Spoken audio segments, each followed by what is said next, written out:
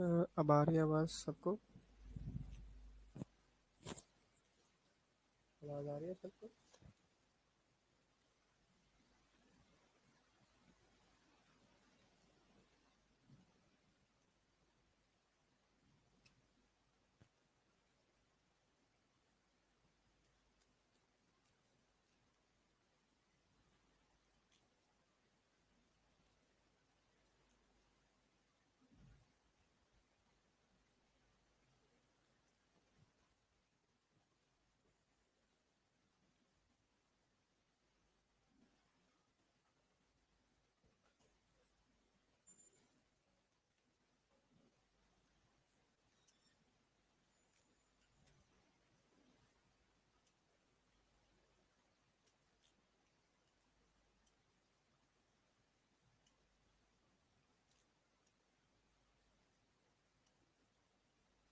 ठीक है, मैं पीपीटी अपलोड हो रही है।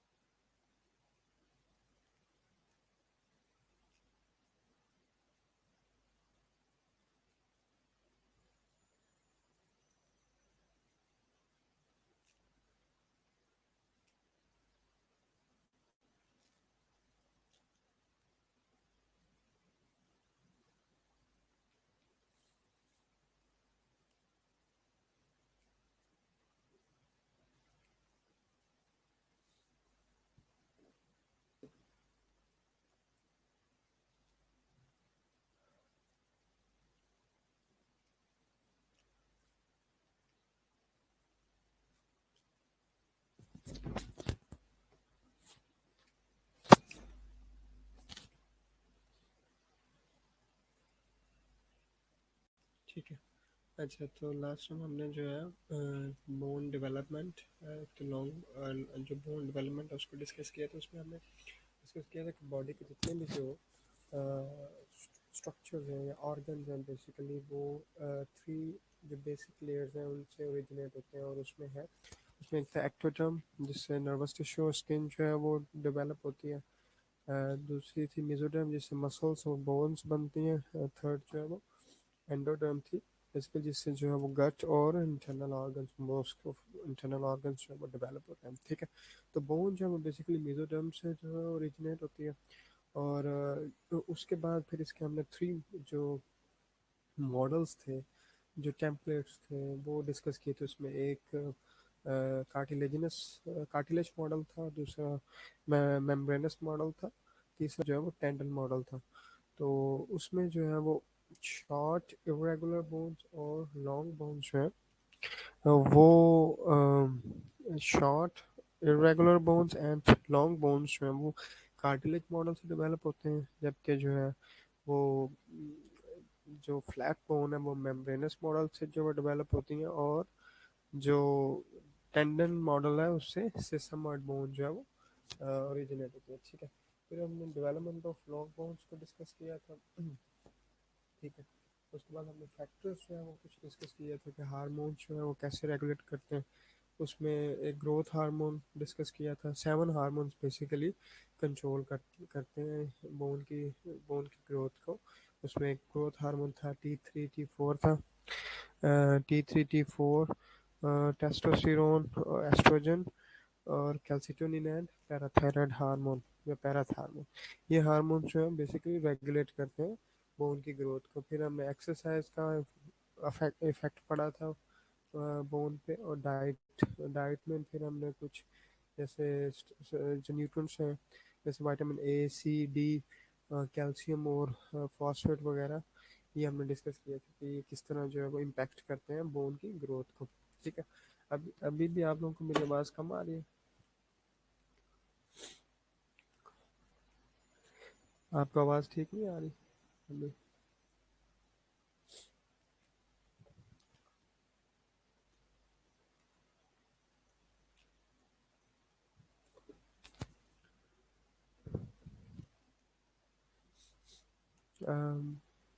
स्टूडेंट्स, आपको मेरी आवाज़ नहीं आ रही?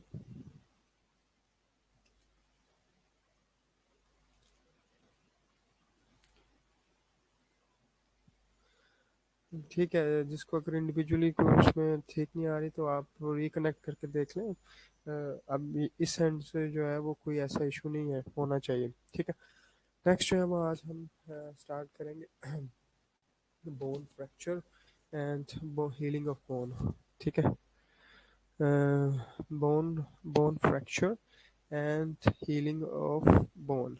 ठीक है, उसमें जो है वो ऑब्वियसली अब हमने बेसिकली जो नॉर्मल डेवलपमेंट थी उसकी बोन की वो डिस्कस कर लिया हमने। बोन का बेसिक स्ट्रक्चर भी डिस्कस कर लिया है कि टू टाइप्स का स्ट्रक्चर होता है, कॉम्पैक्ट होता है, स्पंजी बोन होता है। ठीक है, फिर वो डेवलपमेंट ऑफ बोन अभी हम जो है वो आज डिस्कस करेंगे कि अगर इन केस बोन की जो है बोन फ्रैक्चर हो जाती है, ठीक है, उसकी बोन ब्रेक हो जाती है, तो उसकी जो है वो हीलिंग कैसे होती है। ठीक है, उसमें भी जो सबसे पहले जो है वो फ्रैक्चर, उसकी थ्री टाइप्स है।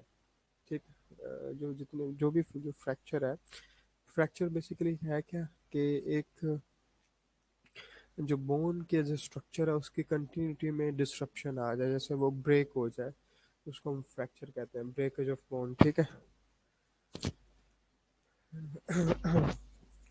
माइक बिल्कुल मेरे जो है वो बहुत क्लोज है, तो आपको आवाज़ आनी चाहिए अब। ठीक है, तो उसमें जो है वो फ्रैक्चर्स की थ्री टाइप्स हैं। पहली है सिंपल, दूसरी कंपाउंड एंड थर्ड जो है वो पैथोलॉजिकल है।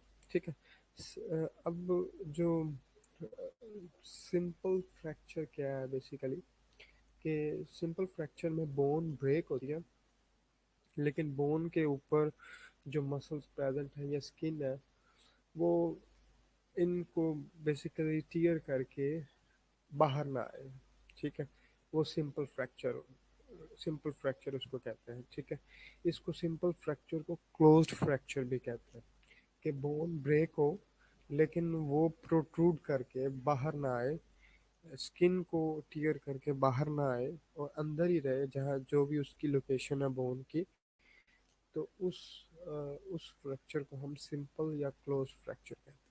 ठीक है, समझ आई इस बात की? ठीक है, हम अभी डिस्कस कर रहे हैं टाइप्स ऑफ फ्रैक्चर्स। उसमें जो पहली टाइप है वो है सिंपल। अब होता क्या है कि जब बोन ब्रेक होती है तो जब उसके दोनों जो एंड्स होते हैं वो अगर वो शार्प हो और उनकी शार्पनेस की वजह से वो स्किन को ऐसे टीयर करके बाहर निकल आए, तो वो ओपन फ्रैक्चर हो जाएगा। अगर उनके एजेस और बोन स्किन के अंदर ही रहे और उसको वो प्रोट्रूड करके बाहर ना आए तो उसको हम सिंपल कहते हैं। अगर वो प्रोट्रूड करके बाहर निकल आए तो वो कंपाउंड फ्रैक्चर होता है। ठीक है, दो बेसिक टाइप्स हैं बेसिकली, थर्ड तो पैथोलॉजिकल है। जो बेसिक टाइप्स हैं वो सिंपल और कंपाउंड है। ठीक है, सिंपल को हम क्लोज फ्रैक्चर भी कहते हैं। ठीक है, कि उसमें वो स्किन के ऊपर वो वहाँ पे कोई ओपनिंग नहीं बनेगी, कोई वूंड नहीं बनेगा, कोई स्किन की ब्रेक डाउन नहीं होगी एक्सटर्नली। ठीक है, तो इंटरनली बोन टूट जाएगी लेकिन बाहर हमें जो अपेरेंटली हमें नज़र नहीं आएगी। तो जो ऐसा फ्रैक्चर बोन का जो अ, अपनी वो स्किन के अंदर ही रहे, जो जो स्ट्रक्चर बॉडी के अंदर ही रहे, बॉडी मतलब उसको प्रोट्रूड करके बाहर ना आए, उसको हम सिंपल कहते हैं। ठीक है, या उसको दूसरा जो है वो क्लोज फ्रैक्चर भी कहते हैं। सिंपल को हम क्लोज फ्रैक्चर भी कहते हैं। तो ये फ्रैक्चर जो है वो क्लोज्ड है। ओपन फ्रैक्चर जब वो बोन टूटे, वो टूट के बाहर आ जाए, तो वो ओपन फ्रैक्चर या कंपाउंड फ्रैक्चर होगा। तो दो बेसिक ये टाइप है। थर्ड जो है बेसिकली पैथोलॉजिकल फ्रैक्चर है। पैथोलॉजिकल फ्रैक्चर सिंपल भी हो सकता है, कंपाउंड भी हो सकता है। ठीक है, पैथोलॉजिकल फ्रैक्चर बेसिकली क्या है कि एक तो ये है ना, जो पहली जो हमने दो टाइप्स डिस्कस किए हैं वो तो उसकी बेसिकली कि वो स्किन ब्रेक की ब्रेक डाउन हो बाहर आती है, तो वो ओपन है, ना आए तो वो क्लोज है, ये सिंपल है, ठीक है। पैथोलॉजिकल फ्रैक्चर जो है वो बेसिकली क्या है, जो पहले जो नॉर्मली अगर बोन नॉर्मल हो तो बोन इतनी इजीली ब्रेक उस नहीं होती, उसका इजीली उसका जो फ्रैक्चर नहीं होता, क्योंकि कॉम्पैक्ट बोन होती है, उसके अंदर हार्डनेस होती है, वो एक एक एक एक ड्यूरेबल स्ट्रक्चर होता है, ठीक है, एक एक स्ट्रॉन्ग स्ट्रक्चर होता है बोन का, तो नॉर्मली बोन टूटेगी नहीं, ठीक है, अनटिल अनलेस के कुछ जो है बड़ी कुछ स्ट्रॉन्ग जो फोर्स है, जैसे जो है कोई एक्सीडेंट हो, फॉल हो किसी भी वजह से, तो वो उसकी जो फोर्स है वो इतनी ज़्यादा हो कि बोन जब टूट जाए, तो वो तो होगा कि बोन नॉर्मल थी लेकिन फोर्स इतनी ज़्यादा थी कि वो उसको वो फोर्स को वो अब्जॉर्ब नहीं कर पाई, तो उसकी जो स्ट्रक्चर है उसकी ब्रेक डाउन हो गई, ठीक है। पैथोलॉजिकल फ्रैक्चर ऐसा फ्रैक्चर होता है कि जिसमें बोन जो है वो वीक होती है, ठीक है। पैथोलॉजिकल फ्रैक्चर ऐसा फ्रैक्चर होता है जिसमें बोन वीक होती है, और वो उसकी बोन की वीकनेस की वजह से बड़ी कम फोर्स से भी जो है वो टूट जाती है, ठीक। इस फ्रैक्चर को हम पैथोलॉजिकल फ्रैक्चर कहते हैं। वो सिंपल भी हो सकता है, वो कंपाउंड भी हो सकता है, ठीक है, दोनों तरह का हो सकता है, लेकिन ये जो उसको पैथोलॉजिकल कह रहे हैं, ये पैथोलॉजिकल फ्रैक्चर हम इसलिए कह रहे हैं कि उसकी जो कॉज है टूटने की, वो फोर्स तो है लेकिन वो बहुत कम फोर्स थी, लेकिन उससे पहले टूटने से पहले the problem was with in the bone, और वो क्या था कि बोन किसी भी कंडीशन की वजह से, किसी भी रीज़न की वजह से अगर वो बोन वीक हो गया, फॉर एग्जांपल जैसे वो हमने एक पहले एक डिस्कस कर रहे थे डिसऑर्डर ऑस्टियोपोरोसिस, ठीक है, जब जिसमें हमने डिस्कस किया था कि आफ्टर मेनोपॉज एस्ट्रोजन का लेवल जो है वो फॉल करता है, ठीक है, तो उसमें फिर बोन का जो स्ट्रक्चर है वो वीक होना शुरू हो जाता है, ठीक है, due to declining levels of estrogen, तो उसमें फिर वो जो बोन के अंदर कैल्शियम जो है वो कम हो जाता है, तो बोन की जो एक हार्डनेस है या वो फर्मनेस है वो कम होना शुरू हो जाती है, ठीक है, और कम कम होते होते वो एक स्ट्रक्चर जो है वो वीक हो जाता है, तो जिसको हम ऑस्टियोपोरोसिस कहते हैं। अब ऑस्टियोपोरोसिस की जब कंडीशन डेवलप हो जाती है तो हड्डियाँ जो होती हैं बेसिकली जो बोन्स हैं वो वीक हो जाती है, तो बड़ी एक लाइट फोर्स से भी जैसे वो ब्रेक हो सकती हैं, ब्रोन जो है वो ब्रेक हो सकती है, तो उसको फिर हम उस कंडीशन में जिसमें उसको अंडरलाइंग एक प्रॉब्लम थी, एक अंडरलाइंग डिजीज थी, डिसऑर्डर था, जिसने लीड किया उसकी जिसने लीड किया जिसकी वजह से वो बड़ी कम फोर्स से भी वो बोन टूट गई, उसको हम पैथोलॉजिकल फ्रैक्चर कहते हैं, ठीक है। समझ आई पैथोलॉजिकल फ्रैक्चर क्या है?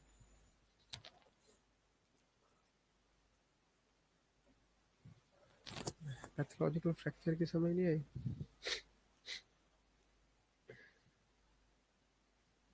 पैथोलॉजिकल फ्रैक्चर ऐसा फ्रैक्चर है बेसिकली जिसमें किसी भी अंडरलाइंग डिजीज की वजह से बोन पहले वीक हो जाए, तो वो बोन जब वीक हो जाती है तो उसमें टेंडेंसी होती है कि बड़ी लाइट फोर्स से जो है वो ब्रेक हो जाएगी, तो उस कंडीशन में हम उस फ्रैक्चर को पैथोलॉजिकल फ्रैक्चर कहते हैं, ठीक है।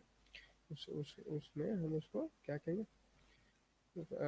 पैथोलॉजिकल। और उसकी मैंने आपको एग्जांपल दी कि वो जो है ऑस्टियोपोरोसिस। इसी तरह और भी जो है वो कंडीशन हो सकती हैं जिसकी वजह से पैथोलॉजिकल फ्रैक्चर हो सकता है, फॉर एग्जांपल किसी की विटामिन डी इनटेक बहुत कम है, ठीक है, उसको विटामिन डी डेफिशिएंसी है, और विटामिन डी डेफिशिएंसी जब होगी और विटामिन डी का लेवल्स ब्लड के अंदर ऑप्टिमम नहीं होंगे, नॉर्मल लेवल्स नहीं होंगे, तो बॉडी के अंदर कैल्शियम की जो है वो अब्जॉर्प्शन नहीं होती, जब कैल्शियम की अब्जॉर्प्शन नहीं होती तो क्या होगा कि जो कैल्शियम है वो कैल्शियम जो है वो बोन्स के अंदर डिपॉजिट नहीं होगा, क्योंकि विटामिन डी के लेवल्स जो है वो बहुत लो है, तो वो कैल्शियम जो है वो डिपॉजिट नहीं होगा, तो क्या होगा कि जो बोन है वो वीक हो जाएगी, अब वो जब जब बोन वीक हो जाएगी तो इजीली ब्रेक हो सकती है, तो इसको भी हम पैथोलॉजिकल फ्रैक्चर कहेंगे। क्यों?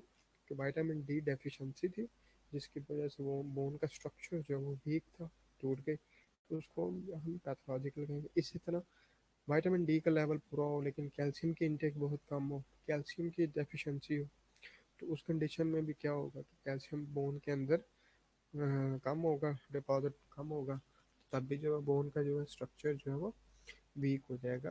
तो बेसिकली ये जो जो बोन का स्ट्रक्चर है उसकी जो स्ट्रेंथ है वो डिपेंड करती है कैल्शियम की जो है वो कंसंट्रेशन पे। चूँकि उसका 65% उसके अंदर कैल्शियम और फॉस्फेट होता है, ठीक है, फास्फोरस होता है, ठीक है, कैल्शियम और फॉस्फेट होता है। तो अगर उसका 65% का कंटेंट ही, बाकी का 33% हमने डिस्कस किया था कि वो उसमें ऑस्टियोइड होता है और 2% उसमें बोन सेल्स होते हैं। तो अगर वो 65% उसका वो मेजर पोर्शन है और उसी में अगर प्रॉब्लम आ जाएगी तो फिर हम उसमें जो है वो उसकी ब्रेकेज के चांसेस जो है वो बढ़ जाएंगे। तो इस कंडीशन में जो उसकी अंडरलाइंग डिजीज है उसकी वजह से जब बोन टूटे उसको हम पैथोलॉजिकल फ्रैक्चर कहते हैं। तो पैथोलॉजिकल फ्रैक्चर फिर ओपन भी हो सकता है, क्लोज भी हो सकता है। ओपन होगा तो हम उसको कंपाउंड कहेंगे, क्लोज होगा तो उसको हम सिंपल कहेंगे। तो इस ये जो है वो टाइप्स ऑफ फ्रैक्चर हैं, ठीक है, यहाँ पे क्लियर है? इसमें कोई क्वेश्चन?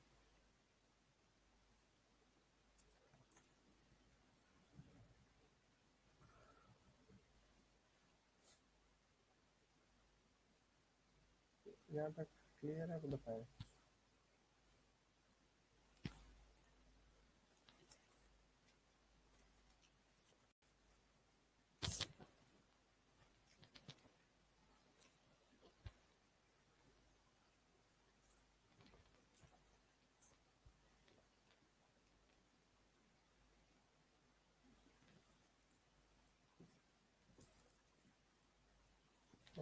क्या क्वेश्चन?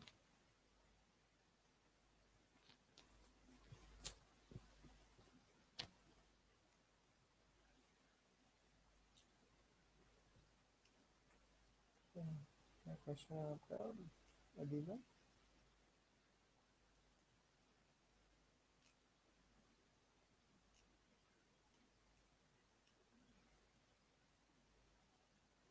कैल्शियम इनटेक भी नॉर्मल हो, जो डिपेंड करता है कि अगर इनटेक भी पूरी है लेकिन अगर विटामिन डी है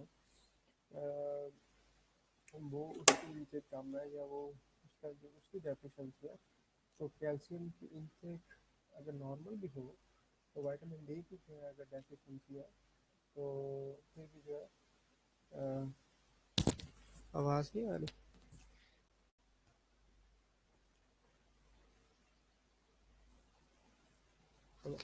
आवाज़ नहीं आ रही आपको? हम्म?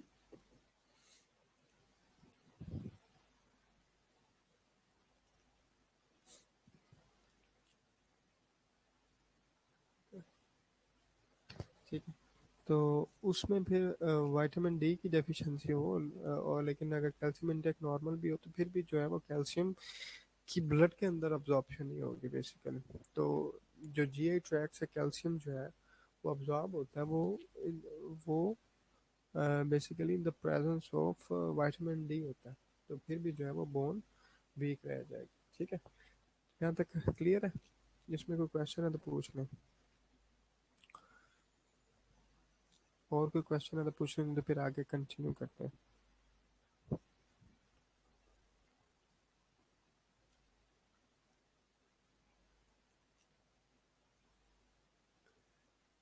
यहाँ तक ठीक है? आपको समझ आएगी?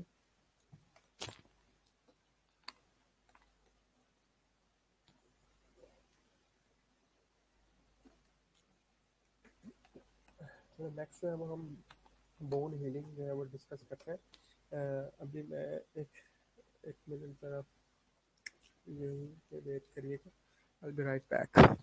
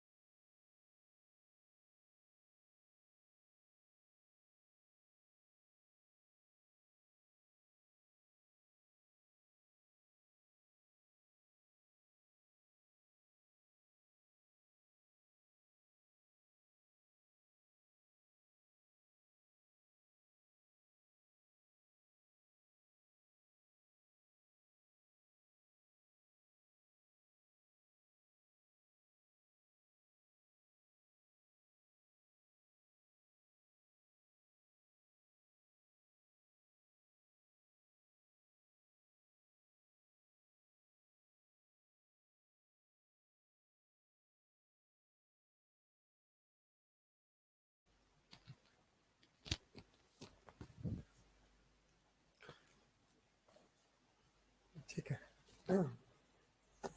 अच्छा, मैं ना आप लोगों की अटेंडेंस लगा रहा हूँ।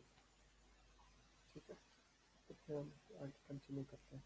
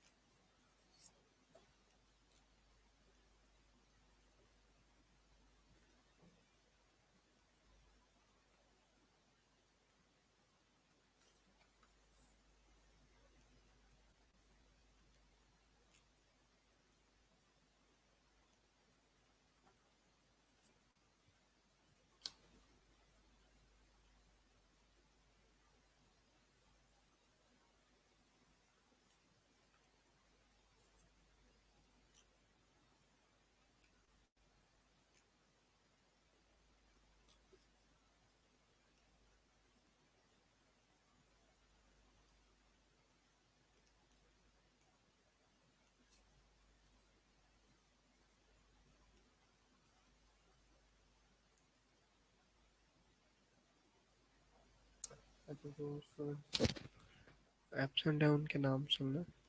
अली हमजा, आयशा इमरान, फरिया सिकंदर, लुबना यूसुफ, मलाइका नादर, महक नदीम, मेहरुन्निसा, मिनाहल जावेद, साकिब रियाज, मुकद्दस परवीन, नुज़हत शफ़ी, राबिया मुजीब, रफ़िया नाज, रोनिका, रोशना कंवल, रुबाब फातिमा, सादिया मुख्तार, समाना इम्तियाज, सना, सना कंवल, सैर शाहिद, शीबा ताहिर, तौसीफ हुसैन, तिफरा एहसन, ज़ैनब अज़मत एंड आयशा इशफाक। ठीक है साकिब।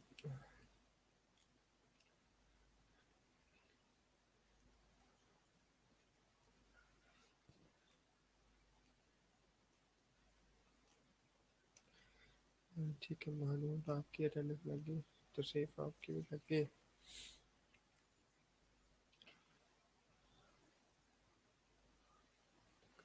रोनिका आपकी भी लग गई अटेंडेंस। सना आपकी भी लग गई। रुबाब आपकी भी लग गई अटेंडेंस।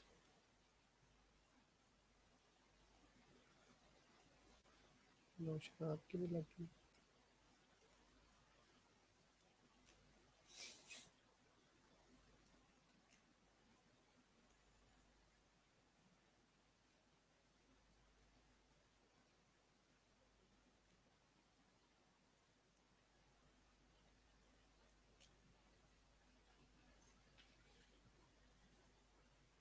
मिनाहिल आपकी भी लग गई अटेंडेंस। ठीक है। मैं दोबारा से बोलने लगा हूँ। अली हमजा, आयशा इमरान, फरिया सिकंदर, लुबना यूसुफ, मलाइका नादर, महक नदीम, मेहरुन्निसा, मुकद्दस परवीन, नुज़हत शफ़ी, राबिया मुजीब, रफ़िया नाज, सादिया मुख्तार, समाना इम्तियाज़, सना, सहर शाहिद, शिफा ताहिर, तिफरा एहसन, जैनब अजमत एंड आयशा इशफाक। इनमें से कोई प्रेजेंट है तो वो अपने को बताओ।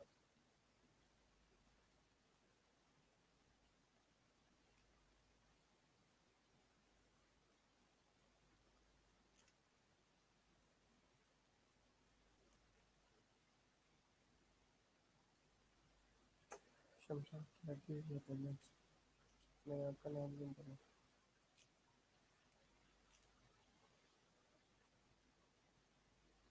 यह आपकी लड़की है अटेंडेंस।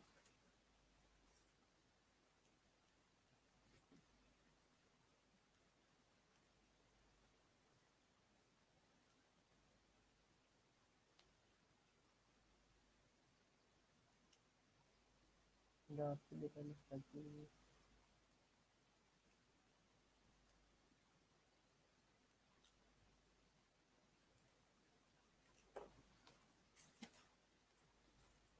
ठीक है, चले। तो टाइप्स ऑफ फ्रैक्चर्स की समझ आ गई सबको। ठीक है, नेक्स्ट जो है वो बोन हीलिंग है। ठीक है, नेक्स्ट जो अभी हम डिस्कस करेंगे वो है बोन हीलिंग। ठीक है, अब फ्रैक्चर हुआ है, अब उस फ्रैक्चर की बाद में जो है वो बोन, उसकी जो बोन का फ्रैक्चर होगा उसकी हीलिंग होनी है। तो हीलिंग जो है बेसिकली उसके 5 स्टेप्स हैं। ठीक है, 5 स्टेप्स हैं। सबसे पहले जब भी फ्रैक्चर होता है अब इसको ज़रा गौर से सुने। जब भी सबसे पहले जब फ्रैक्चर होगा तो फ्रैक्चर जो है as a result of fracture क्या होगा कि हमने जो है वो बोन का जो स्ट्रक्चर पढ़ा था कि बोन के अंदर अ, हमने बोन का स्ट्रक्चर पढ़ा था। और बोन के स्ट्रक्चर में हमने पढ़ा था कि जो कॉम्पैक्ट बोन होती है उसके अंदर ऑस्टियोन्स होते हैं। ठीक है, ऑस्टियोन। ठीक है, साथ ही आपका अटेंडेंस में लगा देते हैं।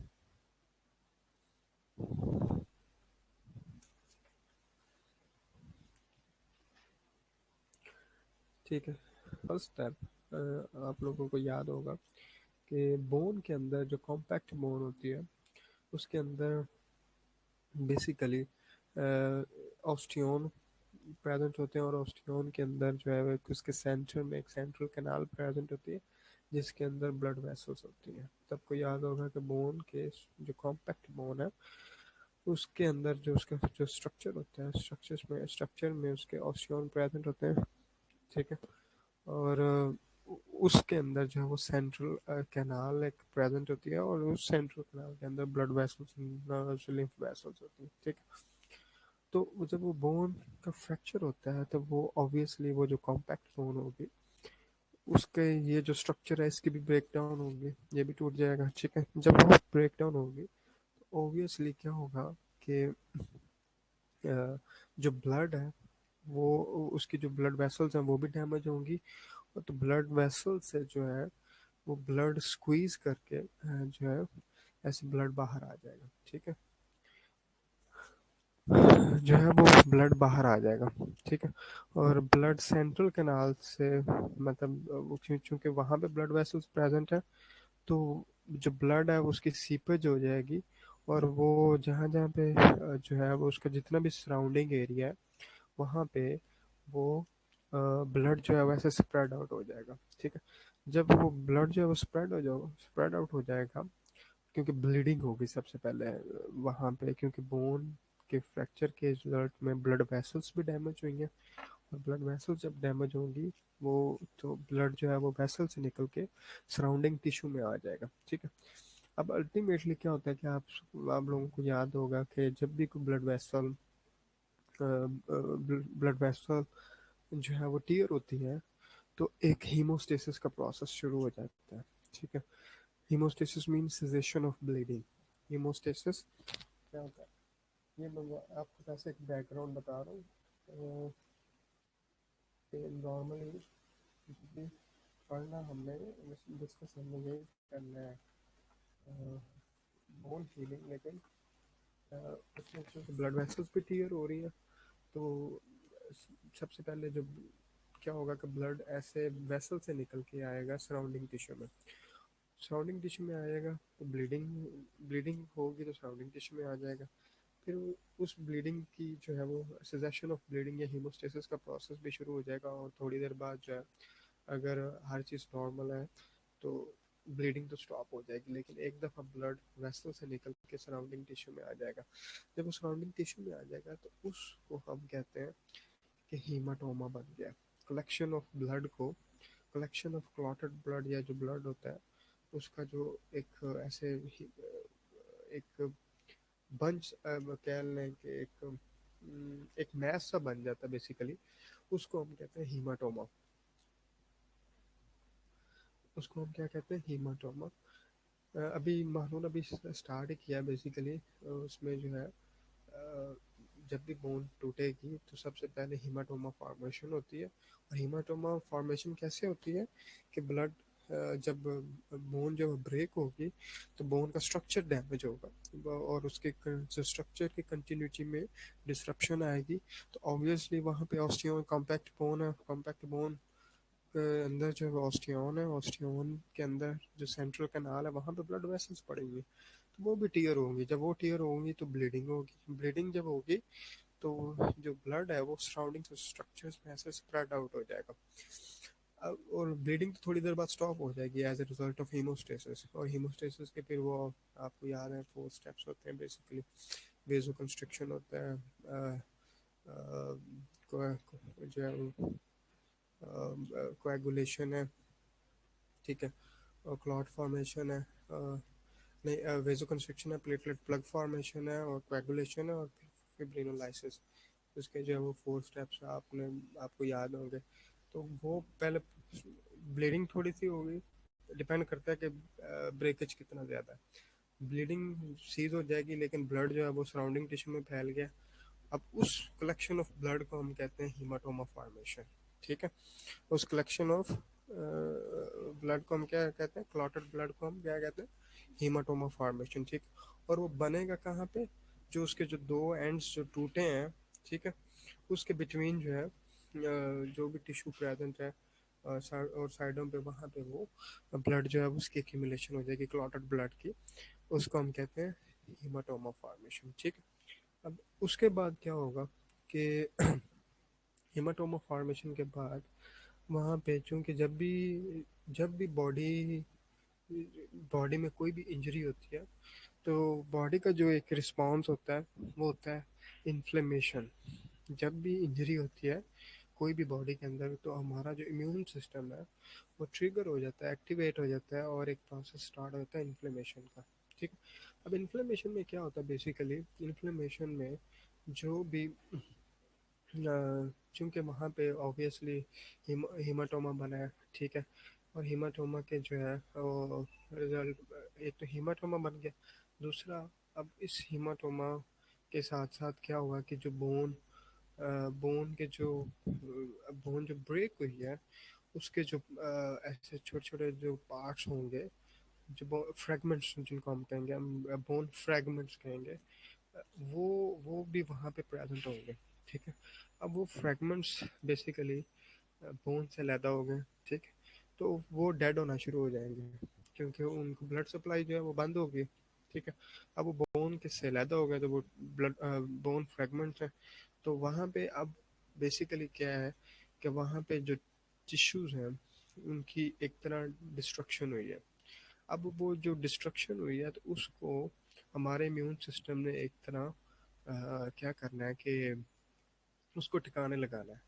उसको उस डेड टिश्यू को, जैसे वो बोन का भी है, वो बाकी जो स्ट्रक्चर जो जो भी इंजरी हुई है उसको ठिकाने लगाना, तो वहाँ पे फिर एक इन्फ्लेमेशन का प्रोसेस स्टार्ट हो जाता है। और वहाँ पे ये जो न्यूट्रोफिल्स हमारे होते हैं, ठीक है, मैक्रोफेजेस होते हैं, ठीक है, वो वहाँ पे फेगोसाइटोसिस शुरू कर देते हैं। वहाँ पे बेसिकली वो जो भी डेड टिश्यू है, डेब्रिस है, जो भी है टिश्यू डेब्रिस, उसको उसको वो बेसिकली खाना शुरू कर देते हैं। ऐसे फेगोसाइटोसिस स्टार्ट हो जाती है ताकि डेड टिश्यू को वहाँ से रिमूव किया जाए। तो उसके लिए वो जो प्रोसेस है पूरा का पूरा उसको हम कहते हैं इन्फ्लेमेशन। ये बॉडी का प्रोटेक्टिव रिस्पॉन्स होता है टुवर्ड्स इंजरी। तो पहले स्टेप में क्या होता है, हीमोटोमा बनता है। हीमाटोमा फॉर्मेशन के बाद इन्फ्लेमेशन होती है। इन्फ्लेमेशन में क्या होता है कि इन्फ्लेमेटरी सेल्स वहाँ पे आ जाते हैं, और बॉडी में हमारे जो इम्यून सेल्स हैं जैसे न्यूट्रोफिल्स हैं, बेसिकली मैक्रोफेजेस, ये वहाँ पे फिर फेगोसाइटोसिस का प्रोसेस शुरू हो जाता है। और वहाँ पे जितने भी dead fragments and dead cells हैं, या जो भी डेड टिश्यू है उसको रिमूव किया जाता है। रिमूव कैसे होता है, through the process of phagocytosis. ठीक है। फिर वहाँ पे क्या होता है कि हमारे एक बॉडी के अंदर एक सेल्स होते हैं जिनको हम फाइब्रोब्लास्ट कहते हैं। जो बॉडी के अंदर सेल्स होते हैं जिनको हम फाइब्रोब्लास्ट कहते हैं। ठीक है। और वो जो फाइब्रोब्लास्ट हैं वो भी वहाँ पे माइग्रेट कर जाते हैं। ज- जहाँ पे बोन ब्रेक हुई है, जहाँ पे फ्रैक्चर हुआ है, तो वहाँ पे वो फाइब्रोब्लास्ट जो है वो माइग्रेट कर जाते हैं। और वो जो है वो बेसिकली कनेक्टिव टिश्यू के सेल्स हैं। और वहाँ पे जो है वो एक तरह कनेक्टिव टिश्यू की एक तरह प्रोडक्शन स्टार्ट हो जाती है। ठीक है। कनेक्टिव टिश्यू की प्रोडक्शन स्टार्ट हो जाती है। और वहाँ पे फिर ग्रैनुलेशन टिश्यू बनता है। एक ग्रैनुलेशन टिश्यू बनना शुरू हो जाता है और नई ब्लड वेसल्स उस एरिया की बनना शुरू हो जाती हैं। जो एंजियोजेनेसिस वहाँ पे स्टार्ट हो जाती है। ठीक है। वहाँ पे एंजियोजेनेसिस यानी कि नई ब्लड वेसल्स, ताकि वहाँ पे उस एरिया जो कि ब्रेक हुआ है उसकी नई ब्लड, उस एरिया की जो ब्लड वेसल्स डैमेज हुई हैं, वहाँ पे जो है वो नेक्स्ट ऑब्वियसली स्ट्रक्चर जो है वो डेवलप होना, उसकी सबसे पहले ब्लड सप्लाई जो है वो उसकी ब्लड सप्लाई बनना शुरू हो जाएगी। ठीक है। तो उस ये वाला प्रोसेस जो है बेसिकली इन्फ्लेमेशन के दौरान ही जो है वो स्टार्ट हो जाता है। ठीक है। आज का क्या नहीं समझ आई। इन्फ्लेमेशन बॉडी का एक नॉर्मल रिस्पॉन्स होता है टुवर्ड्स इंजरी। जब भी कोई इंजरी होगी तो हमारा इम्यून सिस्टम उसको रिएक्ट करता है, और उस रिएक्शन को हम इन्फ्लेमेशन कहते हैं। इन्फ्लेमेशन में क्या होता है कि जो इंजरी हुई है, इंजरी के रिजल्ट में जो भी डेड टिश्यू होता है, जो भी टिश्यू डैमेज हुआ है, उसको वहाँ से रिमूव करना होता है। रिमूव कैसे होता है, by the process of phagocytosis. तो फेगोसाइटोसिस कौन करते हैं, मैक्रोफेजेस करते हैं, न्यूट्रोफिल्स करते हैं। तो ये जो हमारे जो बेसिकली जो वाइट ब्लड सेल्स जिनको ल्यूकोसाइट्स कहते हैं, ये वहाँ पे जाके बेसिकली जो है वो उस टिश्यू को रिमूव करते हैं। और ऑब्वियसली ये जो हीमाटोमा बना है, ये भी क्लॉटेड ब्लड है, इसको भी डिज़ोल्व होना है। उसके लिए भी जो है वो ऑब्वियसली वो जो हमारे वाइट ब्लड सेल्स है वो उसको वहाँ से रिमूव करेंगे। ठीक। तो पहले दो स्टेप्स, पहले हीमाटोमा बनता है, फिर इन्फ्लेमेशन होती है। ठीक है। थर्ड जो है वो उसमें क्या होता है कि बेसिकली कैलस फॉर्मेशन। ठीक है।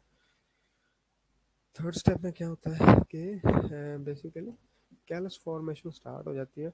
और कैलस फॉर्मेशन कैसे होती है कि वहाँ पे बेसिकली ये जो सेल्स होते हैं, एक तो वहाँ पे फाइब्रोब्लास्ट चले जाते हैं। ठीक है। दूसरा वहाँ पे ऑस्टियोब्लास्ट भी जो है वो अपना काम भी जो है वो शुरू कर देंगे। ठीक है। एक तो फाइब्रोब्लास्ट है जो ग्रैनुलर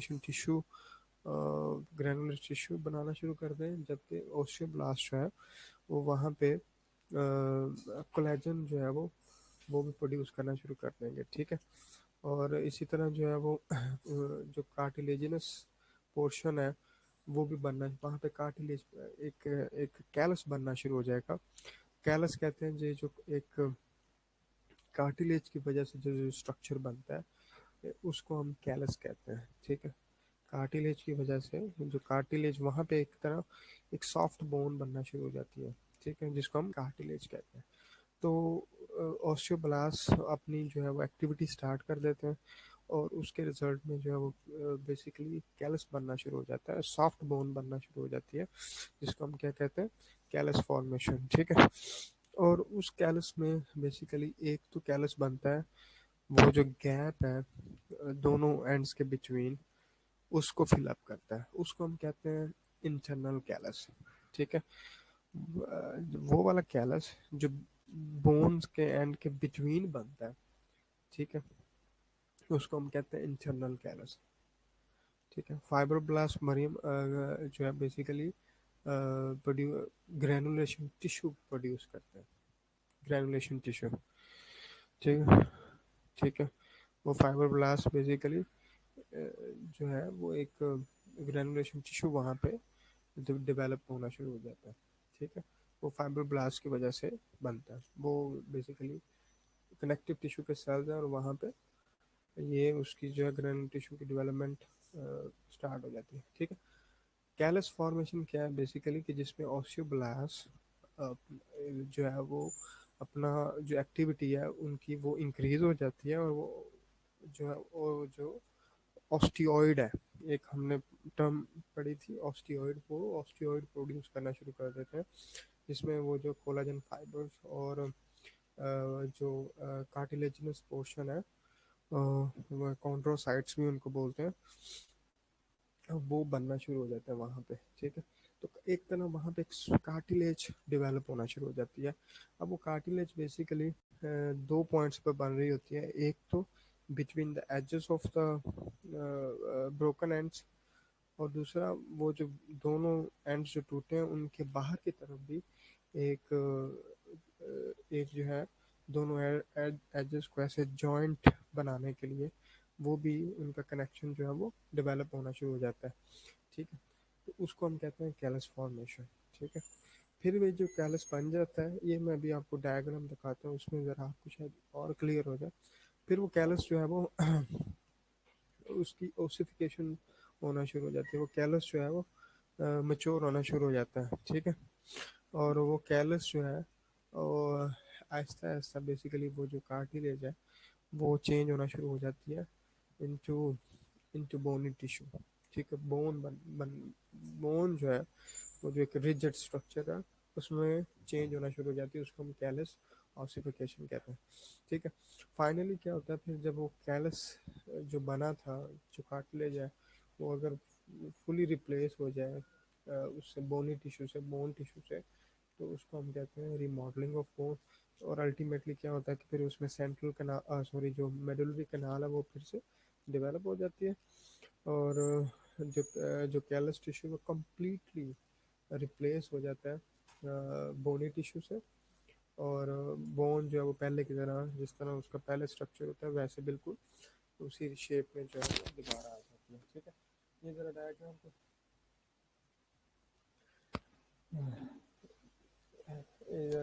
ये ज़रा बहुत से देखें। ठीक है। ये डायग्राम ज़रा बहुत से देखें। ठीक है। इसमें अब आपको पहला जो स्टेप है इसका, इसमें आपको नज़र आ रहा है कि बोन टूटी।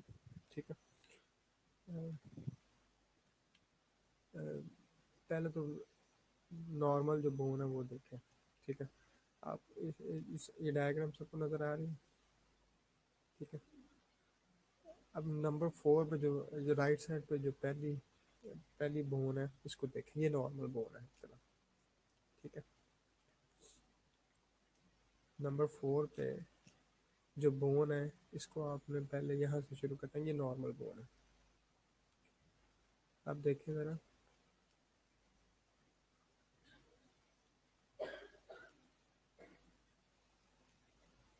इसमें डायग्राम में पीपीटी आपको शो नहीं हो रही।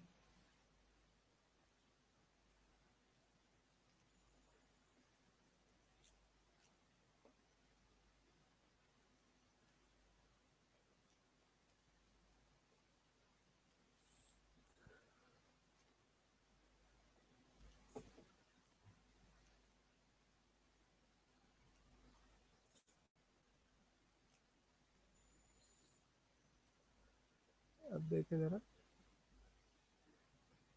मूव कर दी हुई है अब यहाँ पे।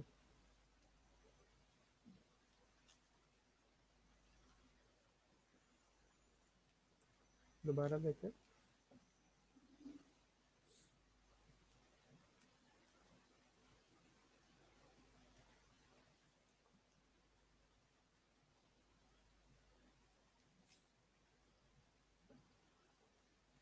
नहीं, how is it possible?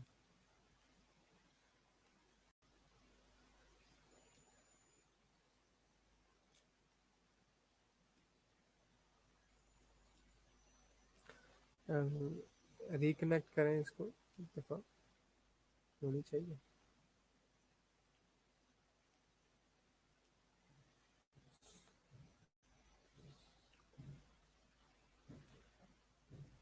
Reconnect करके देखें।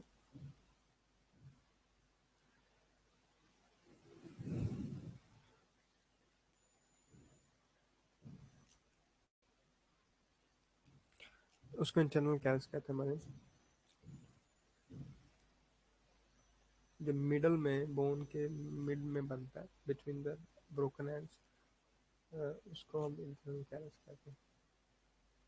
और ये पॉसिबल।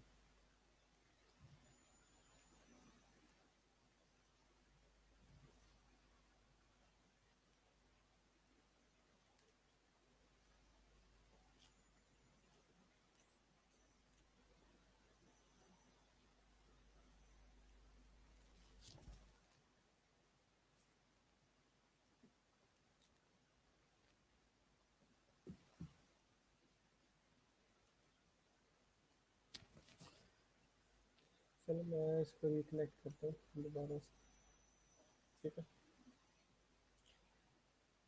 मैं इसको रिफ्रेश करता हूँ।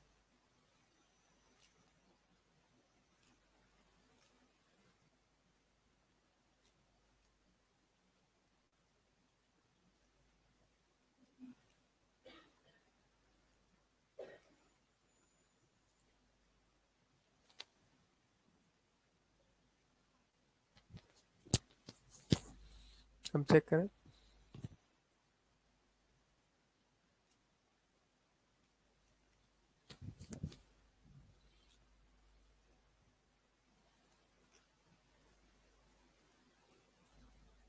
अब देखें हो रही। ठीक, ठीक है इसमें। चले वो पता नहीं क्यों लैग कर रही थी ये। अच्छा,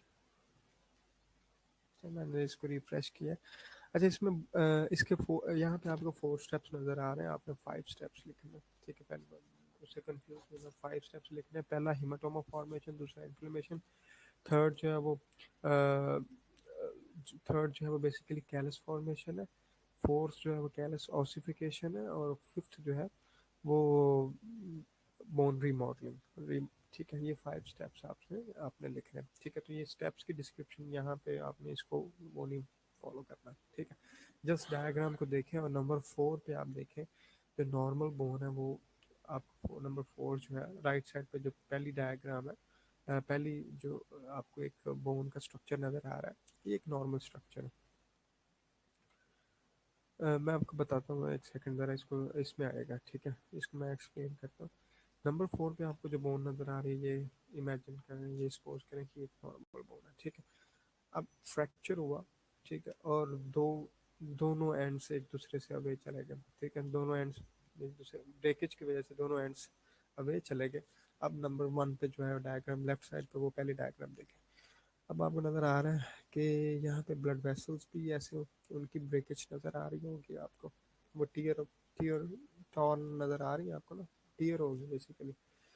तो अब उनकी ब्लड वेसल्स की बेसिकली जो है, जैसे ही वो पंक्चर्ड हुई ब्लड वेसल्स, तो ब्लड जो है वो निकल के इस स्पेस के अंदर आ गया, जो दोनों एंड्स के बिटवीन जो एक स्पेस है वहाँ पे आ गया, जो आपको रेड सा कलर नज़र आ रहा है।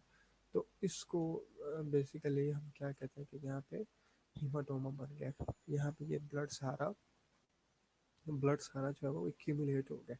तो एक्यूमुलेशन ऑफ इनिशियल स्टेप में सबसे पहले जो क्या होगा कि जैसी इंजरी हुई है, इंजरी के रिजल्ट में ब्लड वेसल्स भी इंजर्ड हुई हैं, और दोनों बोन के दोनों एंड्स जो है वो एक दूसरे से आपको अवे नज़र आ रहे हैं, ठीक है। और वो शार्प है, आप देखेंगे वो शार्प एजेस हैं जो एक दूसरे से एक दूसरे से अवे हैं, ठीक है। तो उस स्पेस में बेसिकली सराउंडिंग टिश्यू में सारा का सारा ब्लड जो है वो ऐसे फैल गया, ठीक है। अब इस कलेक्शन ऑफ क्लॉटेड ब्लड को, अब ऑब्वियसली जब जो जैसे ही ये जो ब्लड वेसल्स है रप्चर्ड हुई, तो जो इनकी अपनी भी जो है वो ये जो पंक्चर हुई है, इनकी भी हीमोस्टेसिस होगी, हीमोस्टेसिस होगी, ब्लीडिंग तो स्टॉप हो जाएगी, ठीक है। तो लेकिन एज ए रिज़ल्ट वो एरिया वहाँ पे एक तरह स्वेलिंग भी हो जाएगी, क्योंकि ब्लड ब्लड जो है वो वहाँ पे स्क्वीज कर गया, आ गया। अब इस कलेक्शन ऑफ, और बाद में वो क्लॉट एक बन जाएगा वहाँ पे, इस क्लॉटेड ब्लड को हम हीमाटोमा फॉर्मेशन कहते हैं। ठीक है, कलेक्शन ऑफ क्लॉटेड ब्लड को हम क्या कहते हैं?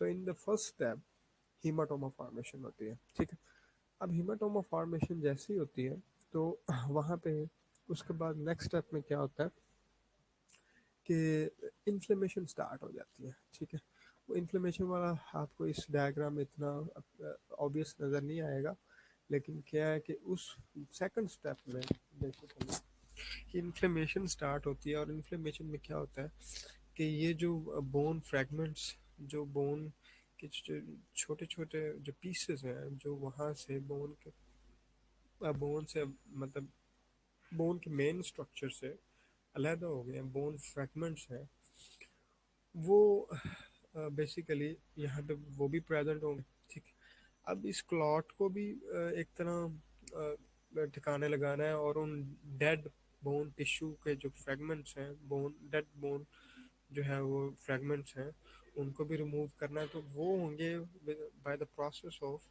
इन्फ्लेमेशन। और इन्फ्लेमेशन क्या होगी, और मैक्रोफेजेस और न्यूट्रोफिल्स, ये वाले जो ल्यूकोसाइट्स हैं बेसिकली, ये वहाँ पे क्या करेंगे कि वहाँ पे इस डेड टिश्यू को रिमूव करना शुरू कर देंगे, ताकि जो है वो बोन का अपना टिश्यू वहाँ पे बन सके। ठीक है, उस प्रोसेस को हम कहते हैं इन्फ्लेमेशन। थर्ड स्टेप में क्या होगा कि वहाँ पे जो फाइब्रोब्लास्ट हैं वो भी आ जाएंगे, और फाइब्रोब्लास्ट आके ग्रैनुलेशन टिश्यू जो है वो वहाँ पे डेवलप होना शुरू हो जाएगा। और यही सेकंड डायग्राम में आपको नज़र आ रहा है कि ब्लड वेसल्स जो है वो फिर से वहाँ पे बन हुई हैं, जिसको हम एंजियोजेनेसिस कहते हैं, कि नई ब्लड वेसल्स वहाँ पे बनती हैं। सबसे पहले जो भी वहाँ पे टिश्यू बनना है, नया टिश्यू बनना है, तो टिश्यू की बनने से पहले उसकी ब्लड सप्लाई बनेगी। सबसे पहले एंजियोजेनेसिस होगी, नई ब्लड वेसल्स वहाँ पे बनेंगी, तो वो बनती हैं बेसिकली फाइब्रोब्लास्ट की वजह से। ठीक है, और वहाँ पे ग्रेनुलेशन टिश्यू बनेगा, और तो ये जो आपको पर्पलिश सा नज़र आ रहा है, पर्पलिश सा स्ट्रक्चर नज़र आ रहा है, ये बेसिकली ग्रेनुलेशन टिश्यू, और साथ जो रेड कलर की आपको ब्लड वेसल्स है वो नज़र आ रही है। ठीक है, तो ये वाला टिश्यू नंबर जो थर्ड स्टेप में बेसिकली जो है वो अ, एक वहाँ पे ग्रेनुलेशन टिश्यू बनना शुरू हो जाएगा। और साथ साथ क्या होगा बेसिकली कि ये जो कैलस फॉर्मेशन है वो स्टार्ट हो जाएगी। ठीक है, अब ये जो कैलस फॉर्मेशन है, इसमें क्या होता है कि जो कार्टिलेज है, कार्टिलेज जो सॉफ्ट बोन जिसको कहते हैं, आपको मतलब याद होगा कि सबसे पहले जब बोन फीटल लाइफ में भी डेवलप होती है तो सबसे पहले वो कार्टिलेज होती है। ठीक है, मोस्टली जो बोन्स हैं इरेगुलर शॉर्ट लॉन्ग बोन्स, वो कार्टिलेज से ही आगे डेवलप होती हैं। तो ये भी एक तरह एक फ्रैक्चर जो है वो जब हुआ है तो सबसे पहले क्या बनेगी, वहाँ पे कार्टिलेज बनेगी। ठीक है, तो उस कार्टिलेज फॉर्मेशन को हम कहते हैं कैलस फॉर्मेशन। ठीक है, अब नंबर 3 पे जो डायग्राम है ठीक है, उसमें क्या होगा कि ये जो कैलस है ये जो है वो बेसिकली मेच्योर हो रहा है। ठीक है, कैलस मेचुरेशन का मतलब ये है कि ये कार्टिलेज रिप्लेस हो रही है बोनी टिश्यू से। अच्छा, अब एक जो चीज़ इसमें ज़रा वो स्किप हो गई है कि इंटरनल कैलस कौन सा है और एक्सटर्नल कैलस कौन सा है। ठीक है, अब ये जो आपको पर्पलिश सा कलर नज़र आ रहा है बेसिकली, तो जो बोन के जो ब्रोकन एंड्स हैं, इनके मिडल में, सेंटर में जो कैलस बनेगा उसको हम कहते हैं इंटरनल कैलस। ठीक है, उसको हम क्या कहते हैं, इंटरनल कैलस।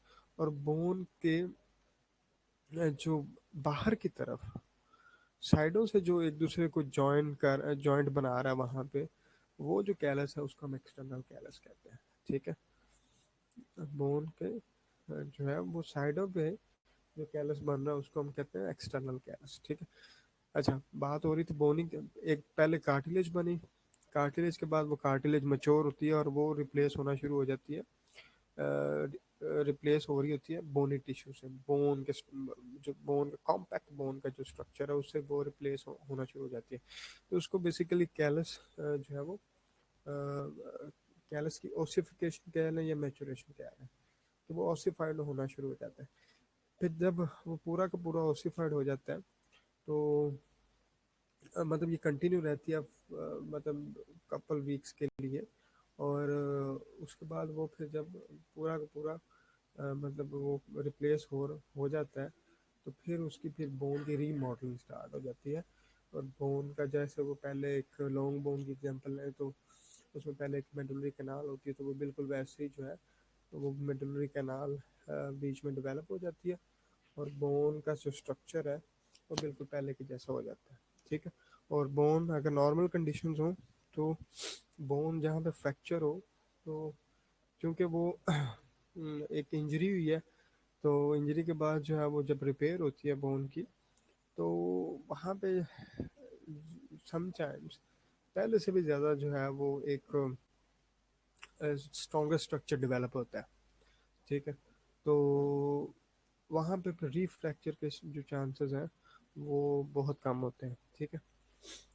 नंबर नंबर 3 जो है स्टेप बेसिकली क्या है, कैलस फॉर्मेशन। ठीक है। कैलस बनता है, और कैलस कैसे बनता है, वहाँ पे कार्टिलेजिनस टिश्यू डेवलप होना शुरू हो जाता है, उसको हम कैलस फॉर्मेशन कहते हैं। साइडों के साइड्स पे जो बाहर की तरफ जो कैलस बनता है उसको एक्सटर्नल कैलस कहते हैं, और जो मिडल में बनता है सेंटर में, वो उसको हम इंटरनल कैलस कहते हैं। ठीक है।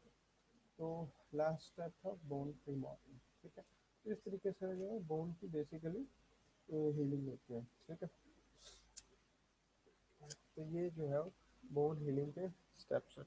नेक्स्ट जो हमारा जो टॉपिक है कि कौन कौन से जो फैक्टर्स हैं, वो यहाँ तक कोई क्वेश्चन है और तो पूछ लेंगे, फिर नेक्स्ट में कंटिन्यू करते हैं।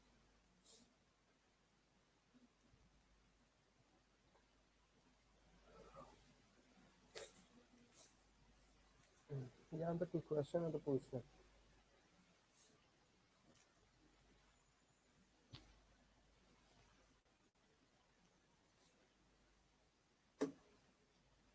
यहाँ तक क्लियर है सबको? ठीक है। नेक्स्ट जो हम कौन कौन से जो फैक्टर्स हैं वो बोन हीलिंग को डिले करते हैं या कर सकते हैं। ठीक है। उसमें बेसिकली 5 पॉसिबल फैक्टर्स हो सकते हैं जो बोन हीलिंग को डिले कर सकते हैं।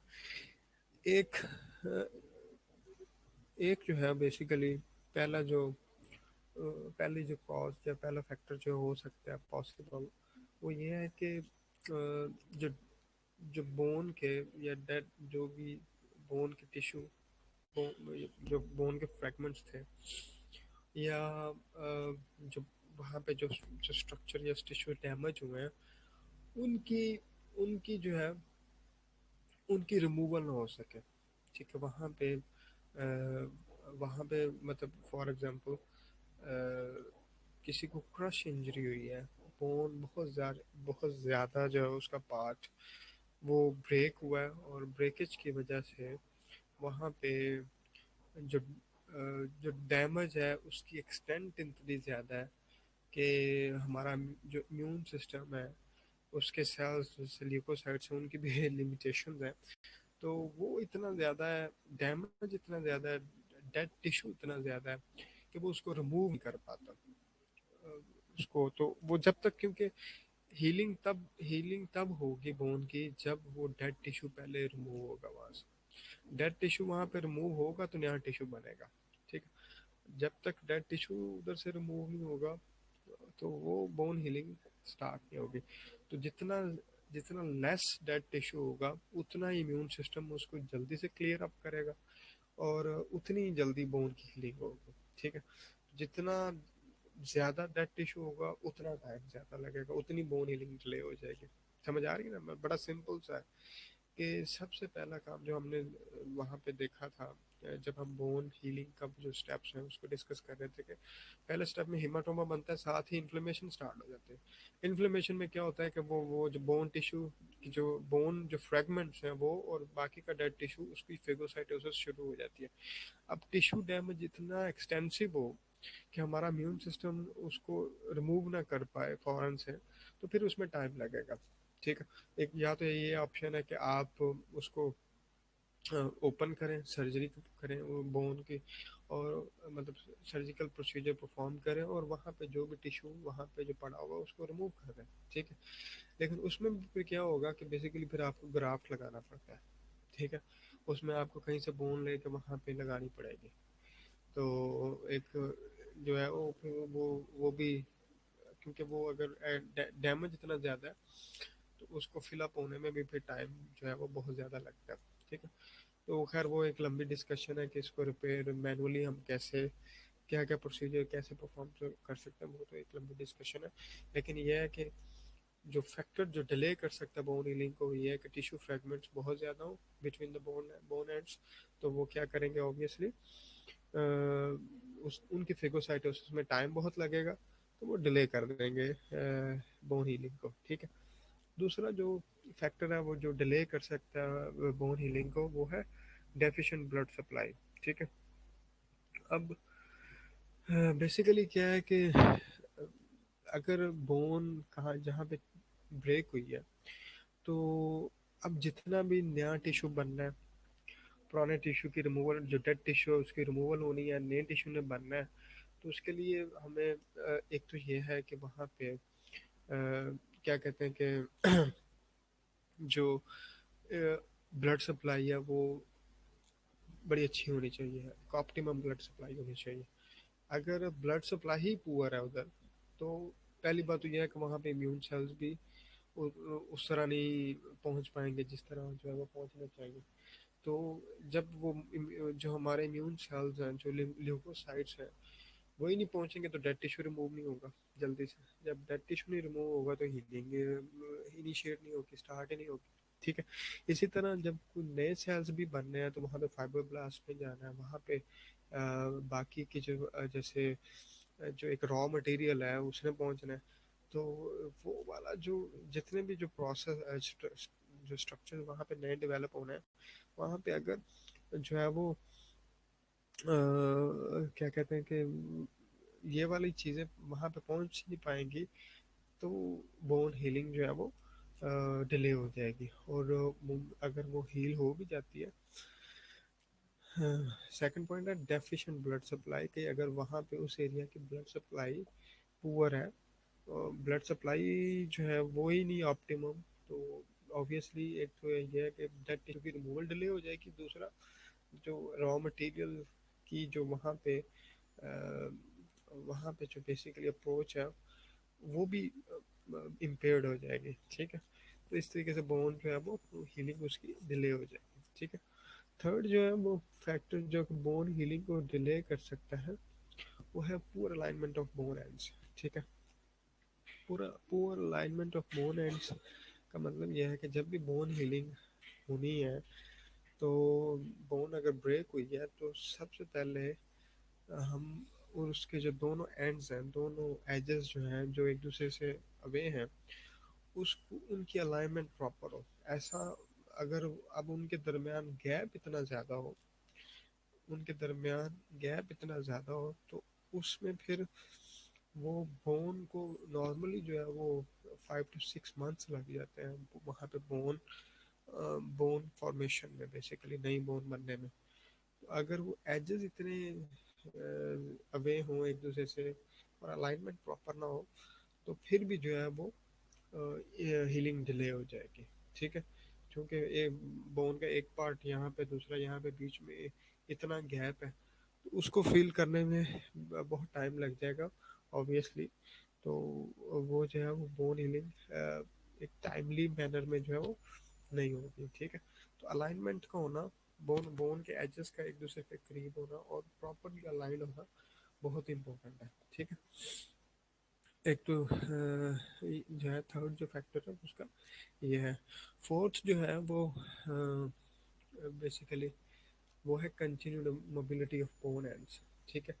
उसमें बेसिकली क्या होता है कि बोन जो स्ट्रक्चर है, जो दोनों जो ब्रोकन एंड्स हैं उनके दरमियान जो है वो अ, अब वो जो गैप है जो उसको जो फिल अप कर रहा है, जो और एक जॉइंट बन रहा है नया, तो अगर वो जॉइंट पे मूवमेंट हो रही है कंटिन्यूसली, तो वो जो उसका जो जॉइंट है वो वीक वीक हो जाएगा। एक दफ़ा वो जुड़ा है, फिर मूवमेंट हुई है, वो साथ ही वो जो है वो एक तरह कह लो कि वहाँ से वो डिसलॉज हो गया, उखड़ गया एक तरह ना। तो इसलिए उसको इमोबिलाइज करना बड़ा इम्पोर्टेंट होता है। बोन के दोनों एंड्स को इमोबिलाइज करना, कि वहाँ पे जो मूवमेंट है वो ना हो सके, वो प्रॉपर हीलिंग के लिए बहुत ज़रूरी है। ठीक है। तो समटाइम इसलिए अगर हम वो जो एक कास्ट जो है उसकी प्लेसमेंट कर देते हैं, वो कॉस्ट कास्ट होती है वो अप्लाई कर देते हैं, कि जिससे जो है वो बोन की दोनों एजेस की मूवमेंट नहीं होती। ठीक है। तो या दूसरा फिर समटाइम सर्जरी परफॉर्म करके तो प्लेट्स लगा देते हैं या कुछ ये रॉड डाल देते हैं उसको। तो एक इम्प्लांट समझे, एक्सटर्नल इम्प्लांट जो है वो बाहर से हम वो लगा देते हैं। ठीक है, ताकि बोन के जो दोनों एंड्स है वो मूव ना करें। ठीक है। तो ये तो चार फैक्टर्स ये हैं जो बोन हीलिंग को डिले करते हैं। ठीक है। उसमें और जो है कौन कौन सी जो चीज़ें हैं वो बोन हीलिंग को डिले कर सकती हैं। एक, डाइट अच्छी ना हो। डाइट अच्छी नहीं होगी, कैल्शियम के इंटेक कम होगी तो फिर भी बोन हीलिंग नहीं होगी। विटामिन डी जो है डाइट में कम है तो फिर भी बोन हीलिंग जो है वो नहीं होगी, क्योंकि विटामिन डी कैल्शियम की जो है वो विटामिन डी कैल्शियम की अब्जॉर्प्शन करवाता है। तो डाइट अगर अच्छी नहीं है, विटामिन डी कम है, तब भी बोन हीलिंग प्रॉपर नहीं होगी। इसी तरह प्रोटीन इंटेक कम है तो जो एंजियोजेनेसिस के लिए, ग्रैनुलेशन टिश्यू के लिए, या जो कार्टिलेज फॉर्मेशन है उसके लिए जो न्यूट्रिएंट्स रिक्वायर्ड है वो ऑप्टिमम अमाउंट में ना मिले तो फिर भी जो है वो बोन हीलिंग प्रॉपर नहीं होगी। ठीक है। तो बेसिकली इसको अगर हम एक वर्ड में सम अप करें तो मेल न्यूट्रिशन, कि अगर न्यूट्रिशन अच्छी नहीं है तो बोन हीलिंग डिले हो जाएगी। ठीक है। इसी तरह जो है दूसरी जो चीज़ जो मिसलेनियस में जो मतलब बाकी की चीज़ों में जो अफेक्ट कर सकती है वो है कि अगर उसको कोई कोई डिजीज़ ऐसी हो कि जिसकी वजह से जो है वो, for example let's take an example of diabetes. ठीक है। डायबिटीज़ में क्या होता है कि न्यूट्रोफिलिक एक्टिविटी इम्पेयर्ड हो जाती है। ठीक है। न्यूट्रोफिल्स की जो एक्टिविटी है वो इम्पेयर्ड होती है, वो इतनी स्ट्रॉन्ग जो है उनकी एक्टिविटी नहीं होती, तो फेगोसाइटोसिस का प्रोसेस डिले हो जाता है। ठीक है। तो हमारा अगर इम्यून सिस्टम किसी और वजह से जो है वो वीक है, इम्यून सिस्टम की डिजीज़ है, ऑब्वियसली फिर भी इन्फ्लेमेशन का प्रोसेस जो है वो उस तरह नहीं होगा। तो या कोई आप कोई ऐसी ड्रग ले रहे हैं जो हमारे इम्यून सिस्टम को इम्पेयर करती है, या कैल्शियम की एब्जॉर्प्शन को डिले करती है, या विटामिन डी प्रॉपरली एब्जॉर्ब नहीं होता उन ड्रग्स की वजह से, तो तब भी बोन हीलिंग डिले हो जाएगी। ठीक है। इसी तरह एक ड्रग होती है जो इम्यून सिस्टम को एक तरह इम्यून सिस्टम को अल्टर करती हैं, इम्यून सिस्टम को वीक करती हैं, जैसे स्टीरॉइड्स होते हैं, कार्टिकोस्टीरॉइड्स। तो वो हमारे इम्यून सेल्स की एक्टिविटी को एक तरह स्लो डाउन करते हैं। तो अगर कोई पेशेंट ले रहा है, कोई पर्सन ले रहा है, तो उसकी वजह से उसका इम्यून सिस्टम वीक हो जाएगा। इसी तरह कोई ड्रग ले रहा है, जैसे कोई कैंसर का पेशेंट है तो उसका ट्रीटमेंट चल रहा है, कीमोथेरेपी चल रही है, तो तब भी जो है वो जो ऑब्वियसली जब कीमोथेरेपी चल रही है उसका इम्यून सिस्टम को वीक किया हुआ है, तो तब भी क्या होगा कि ऑब्वियसली जो है ना बोन हीलिंग डिले हो जाएगी। ठीक है। तो इसी तरह अगर कोई मतलब उसकी एज बहुत ज़्यादा है जिसके, तो एज में क्या होता है बेसिकली कि हर चीज़ डिले हो जाती है ऑब्वियसली, क्योंकि with the passage of time, ageing के साथ न्यूट्रिएंट्स की अब्जॉर्प्शन जो है वो उस तरह नहीं होती जिस तरह यंग एज में होती है। डाइट इनटेक वैसा नहीं होता, अब्जॉर्प्शन ही वैसी होती, डाइट इनटेक वैसा नहीं होता। सब ब्लड सप्लाई ऑब्वियसली जो है वो मतलब उस तरह नहीं होती जिस जिस तरह एक यंग इंडिविजुअल में होती है। तो बहुत सारे फैक्टर्स जो है वो इसको अफेक्ट कर सकते हैं। तो इसीलिए ये वाली जो चीज़ें हैं ये मतलब क्या करती हैं, बोन हीलिंग को डिले कर सकती है ओवरऑल। यहाँ तक क्लियर है?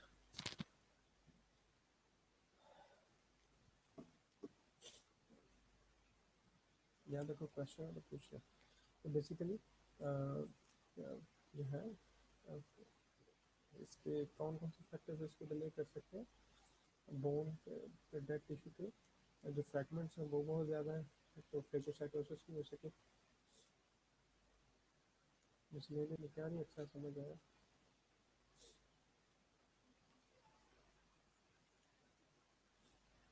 अच्छा मिसलेनियस में एक चीज़ नहीं मल्टीपल चीज़ें हैं, तो कौन सी चीज़ की समझ नहीं आई।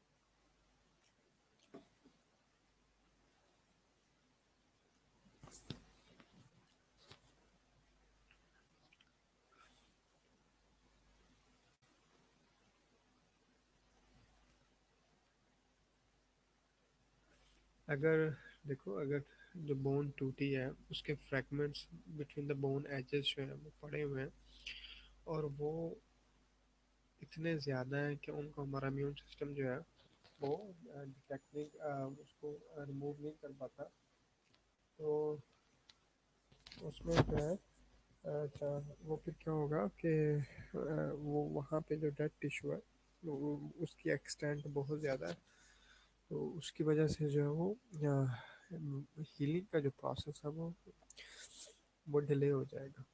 ठीक है, हीलिंग का प्रोसेस डिले हो जाएगा।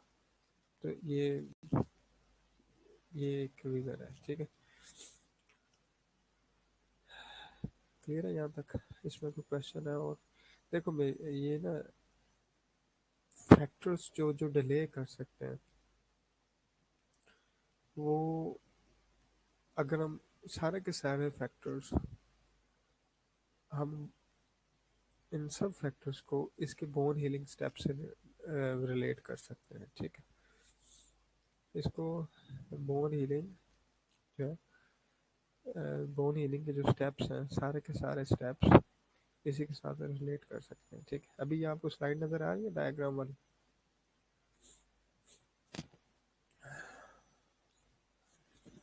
ये जो अभी स्लाइड अभी हम देख रहे हैं ये नज़र आ रही है डायग्राम वाली?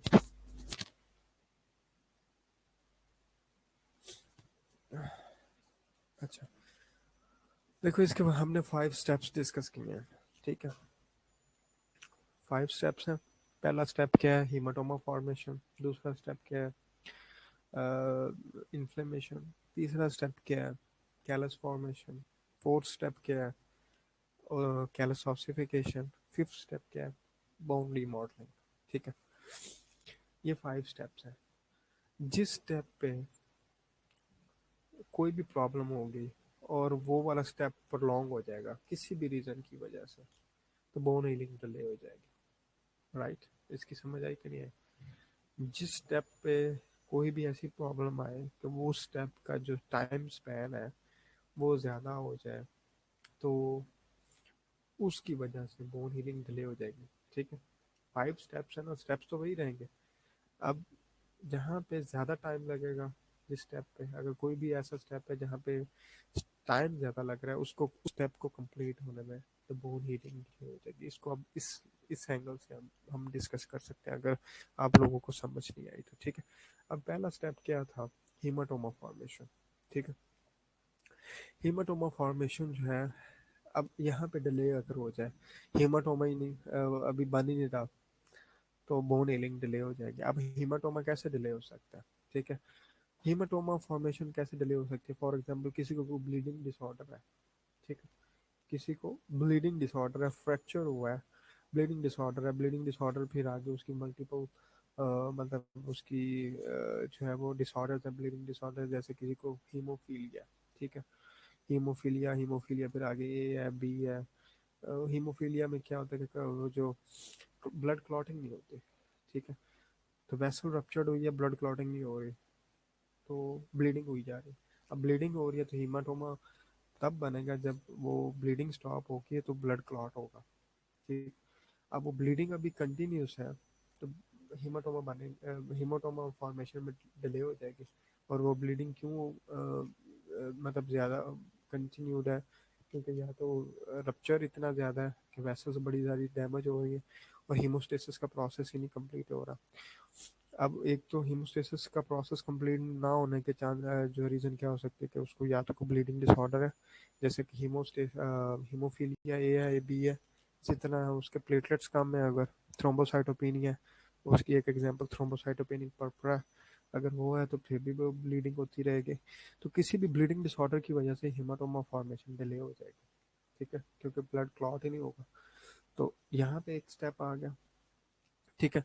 दूसरा दूसरा दूसरे स्टेप हमारा क्या था कि इन्फ्लेमेशन, ठीक है। अब इन्फ्लेमेशन में हमने डिस्कस किया था कि इन्फ्लेमेशन में क्या होता है बेसिकली कि जो जो टिश्यू फ्रैगमेंट्स हैं, जो बोन जो टूटी है उसके वो वाले फ्रैगमेंट्स जो उससे अलहदा हो गए, ऑब्वियसली उनकी नेक्रोसिस हो जाएगी, ठीक है। वो बोन के साथ अब नहीं रहे, अब वो अलहदा हो गए हैं तो अलहदा वो सर्वाइव नहीं कर पाएंगे।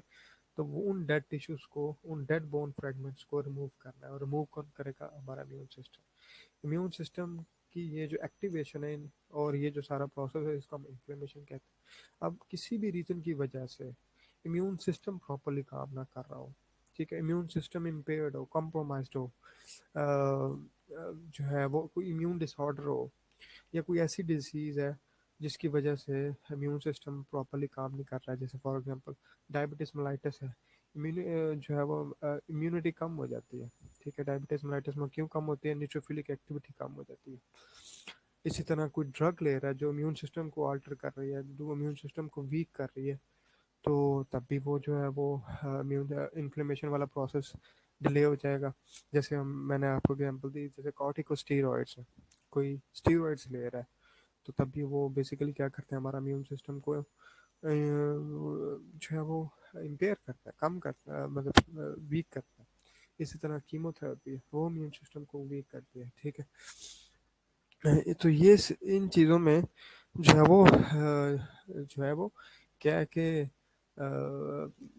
इन्फ्लेमेशन का प्रोसेस डिले हो जाएगा, इन्फ्लेमेशन का जो स्टेप है उस पर डिले आ जाएगा, तो उसको ज़्यादा टाइम लगेगा उसको सारे टिश्यूज़ को, डेड टिश्यूज़ को रिमूव करने में। थर्ड जो स्टेप था, कैलस फॉर्मेशन। अब कैलस फॉर्मेशन में क्या क्या हो सकता है? कैलस फॉर्मेशन क्या है कि बेसिकली बोन का जो एक नया टिश्यू बनना है, और बोन का नया टिश्यू बन में पहला स्टेप होता है कि कार्टिलेज बनती है।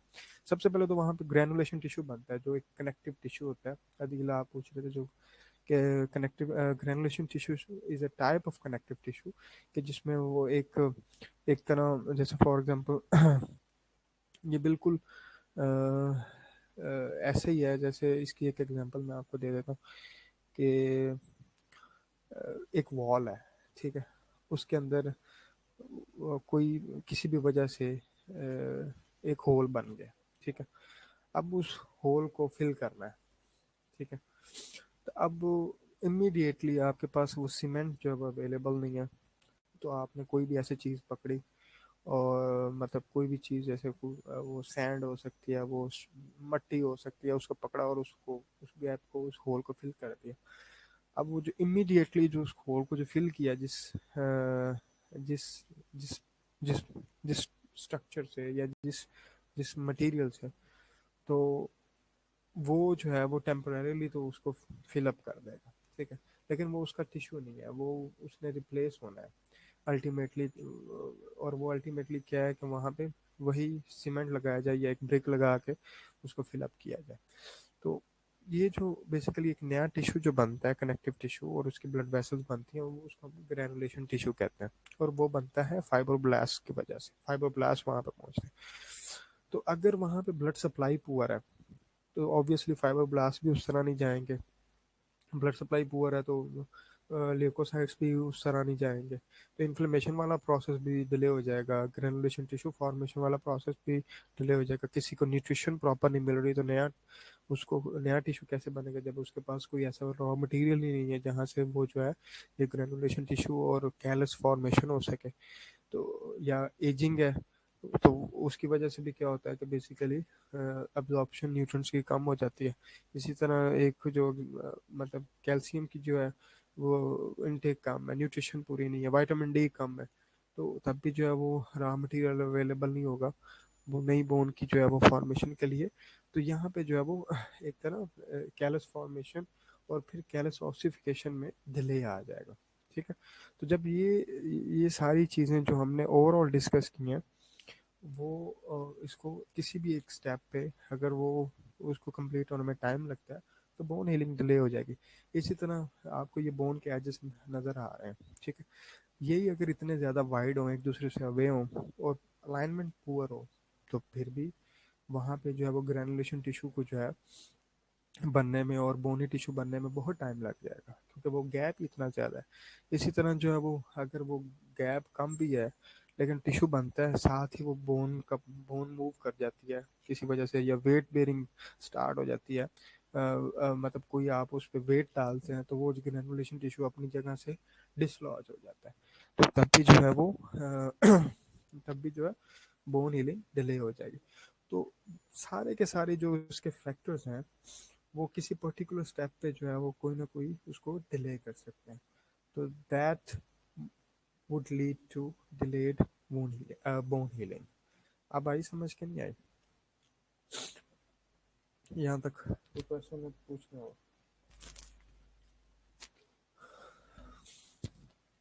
क्लियर है यहाँ तक?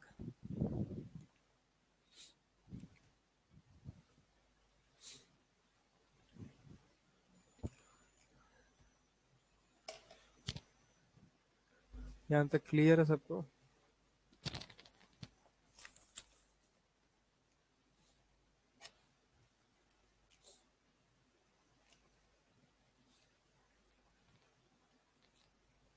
ठीक है।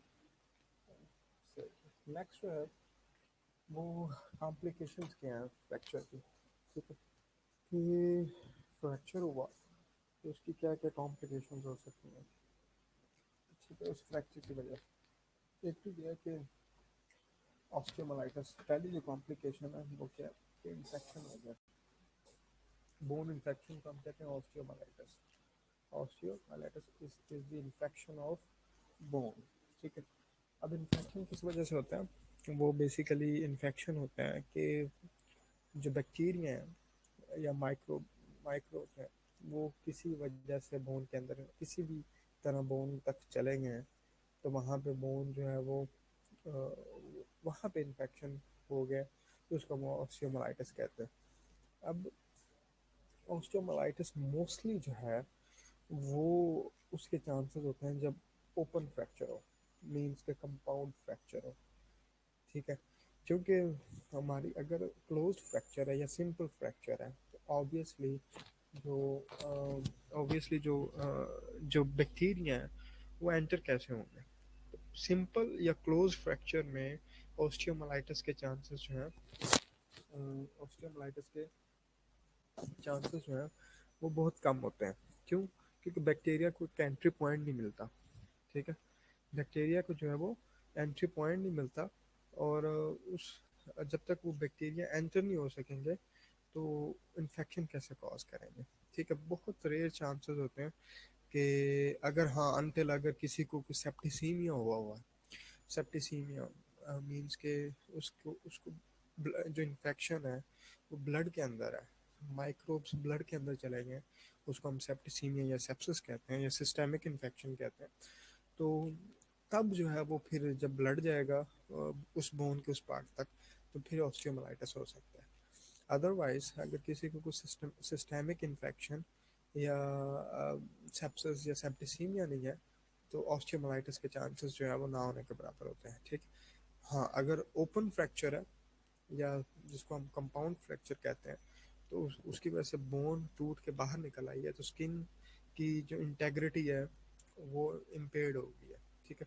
तो बैक्टीरिया को एंट्री पॉइंट मिल जाएगा बोन तक जाने के लिए, and that can cause infection of the bone.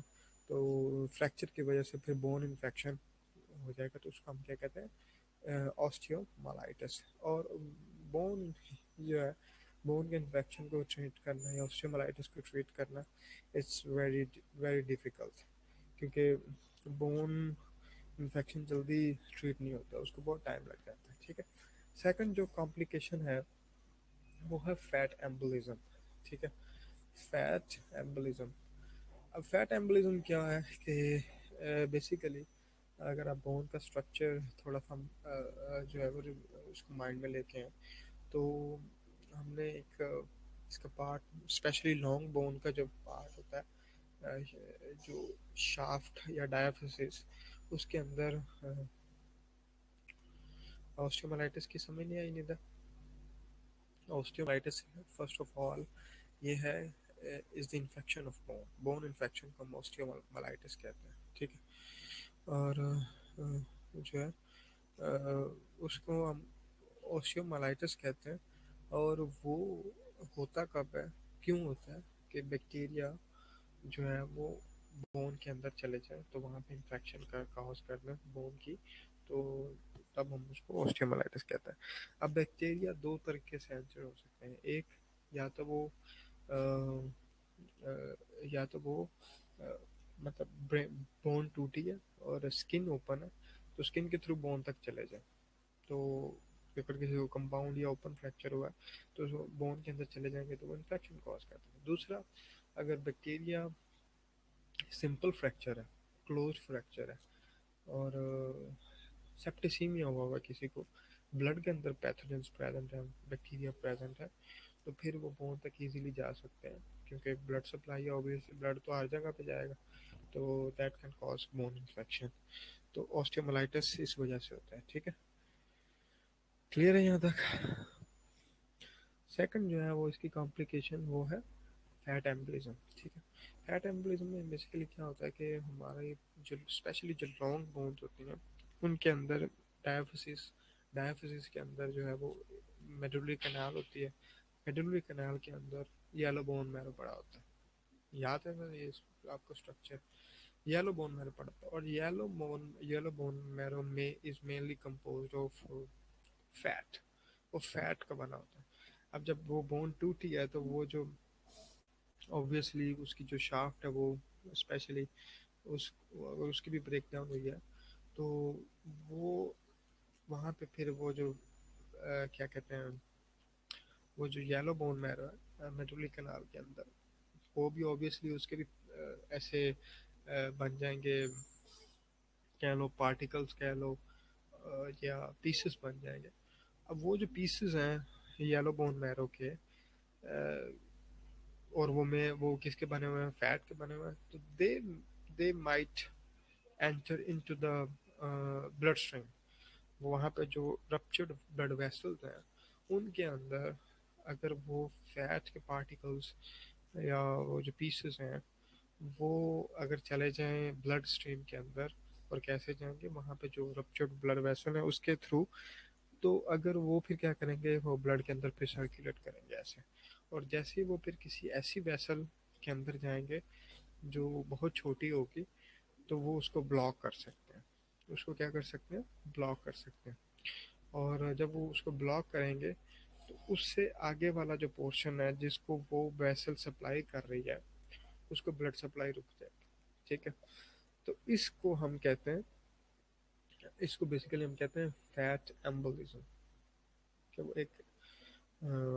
अ, एक जो है वो एक वो जो फैट का पार्टिकल है या पोर्शन है, पार्ट है, या वो पीस है, वो ब्लड सप्लाई के मतलब ब्लड सप्लाई में आ गया, सर्कुलेशन में आ गया, और किसी ब्लड वेसल को उसने ब्लॉक कर दिया, तो उस ब्लॉकेज की वजह से वो जो है वो अ, उस ब्लड वेसल को ब्लॉक करेगा, तो वो ब्लड वेसल जिस ऑर्गन को, जिस स्ट्रक्चर को सप्लाई कर रही है, उसकी सप्लाई स्टॉप हो जाएगी। तो जैसे फॉर एग्जांपल अगर किसी को फ्रैक्चर हुआ है, फ्रैक्चर की वजह से ये ब्लड ब्लड के अंदर ये जो फैट है वो चलेगी है, और वो फिर जाएगी हार्ट के अंदर।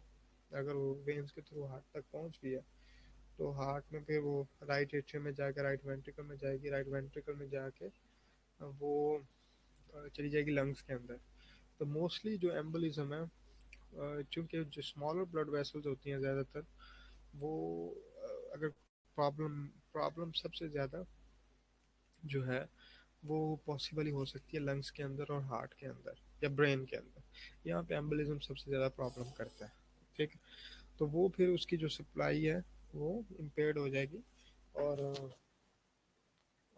जो है that can block the blood supply, और वो फिर वो जो टिश्यू है उसकी ब्लड सप्लाई जो है वो इम्पेयर्ड हो जाएगी। ठीक है, क्या कुछ समझ आई या नहीं आई? ये फैट एम्बोलिज्म की नहीं समझ आई?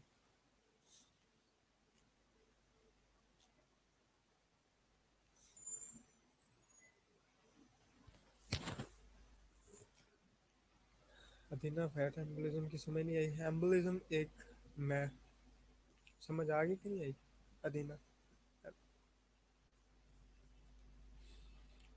ठीक है। अच्छा, नेक्स्ट ये जो दो इसकी कॉम्प्लिकेशन हमने डिस्कस की हैं, एक ऑस्टियोमाइलिटिस, दूसरा सेकंड जो है वो बेसिकली क्या है, फैट एम्बोलिज्म। ठीक है। अच्छा, वो लास्ट टाइम जो मैंने आप लोगों को असाइनमेंट दी थी, वो मैं आपको स्टूडेंट्स के नाम अभी बताता हूँ। ये वाले जो 5 स्टूडेंट्स हैं, ये वो असाइनमेंट जो है वो सबमिट करेंगे। ठीक है। अ, एक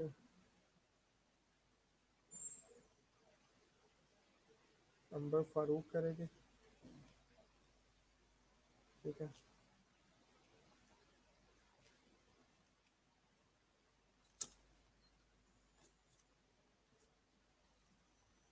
खुशनूर करेगा। ठीक है।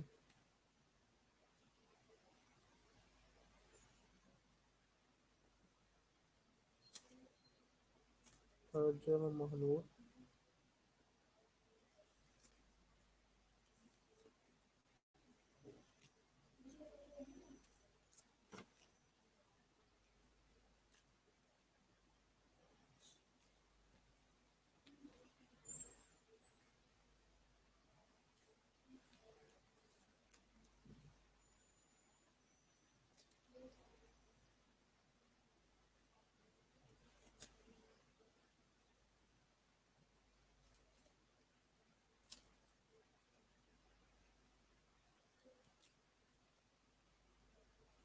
ठीक है।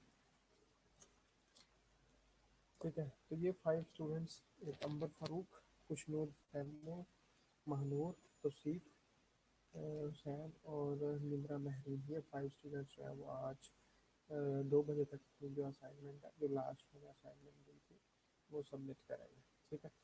और जो नेक्स्ट असाइनमेंट आप लोगों ने करनी है, वो वो ज़रा नोट डाउन कर लें। ठीक है। तो नेक्स्ट असाइनमेंट जो आप लोग मंडे को सबमिट करेंगे, ठीक है, उसमें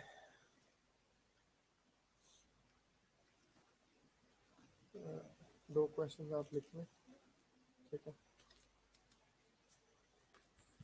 2 क्वेश्चन लिख लें।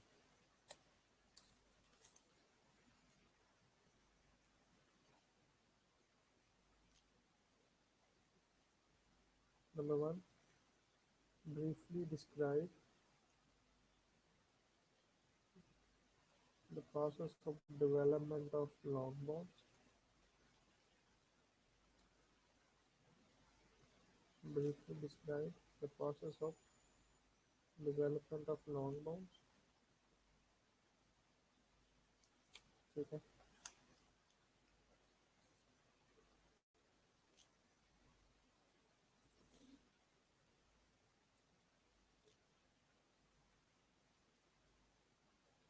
ठीक है। और नंबर 2, आपने जो है enumerate the steps of enumerate the steps of number 2 enumerate the steps of bone healing. ठीक है, ये 2 क्वेश्चंस पे आपने असाइनमेंट बनानी है. Number 1, briefly describe the process of development of long bones. Number 2, enumerate the steps of bone healing. ये 2 questions पे आपने असाइनमेंट बनानी है. ठीक है, क्लियर है यहाँ तक?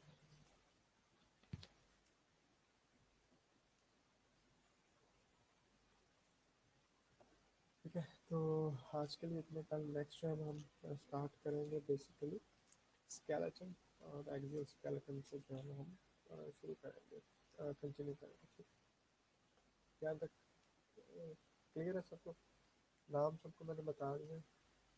अंबर फरूक, खुशनूर. ठीक है, steps of number 2, number the steps of bone feeling. 2 question है, तो इन पे आपने असाइनमेंट बना दिया है. ठीक है, और जो स्टूडेंट्स जो प्रीवियस असाइनमेंट है वो इन स्टूडेंट्स ने सबमिट करनी है. अंबर फरूक, खुशनूर लेमोन, महानूर, तौसीफ हुसैन एंड निद्रा महरीन. ये 5 स्टूडेंट्स जो है वो असाइनमेंट सबमिट करेंगे आज 2 बजे तक. ठीक है, चलो, thank you so much for joining and next last Monday से हम इसको एक्सेल से स्टार्ट करेंगे. ठीक है, ठीक है, अल्लाह हाफिज़.